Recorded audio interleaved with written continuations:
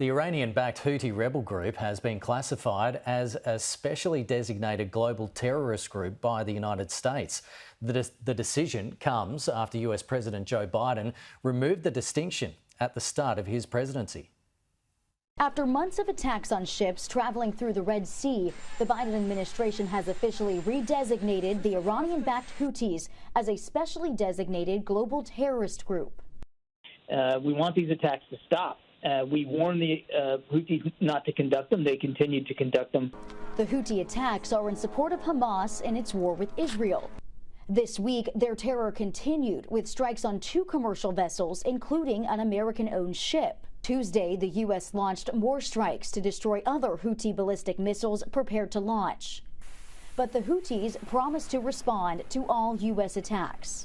The response to the American and British offenses is certainly coming, and any new aggression won't pass without a response and punishment. Last week, the U.S. Navy also seized ballistic components from a ship headed to the Houthis. But 2 Navy SEALs are still missing after falling into the rough waters. We're not getting them back. And this is just puts a real human face on the fact that we have many service members in the Middle East right now in harm's way. Houthis' new designation as a specially designated global terrorist group differs from being labeled a foreign terrorist organization, the label they held under the Trump administration before President Biden revoked it. Joining me live for more on this is founder and director of Strategic Analysis Australia, Michael Shoebridge. Michael, thanks for coming on the program. How does this classification by the United States change things in the fight against the Houthis, and what might the response be, including from Iran?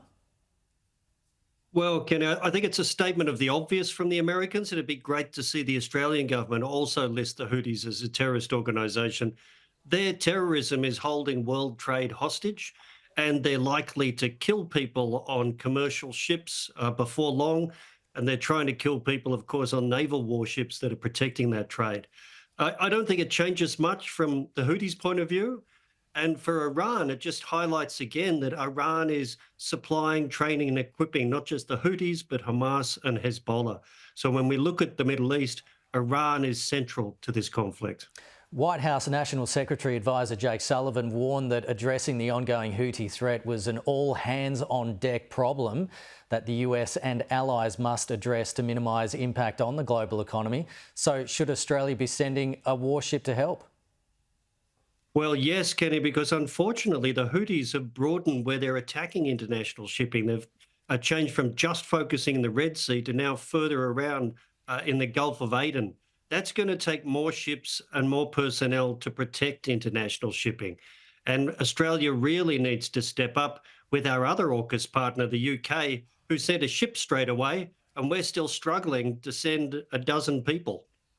China's Ambassador Xiao Qian laid down a challenge for Australia to go beyond simply stabilising relations with China, urging the federal government to restart joint military exercises and collaboration with China on science and technology, even if it's of a sensitive nature.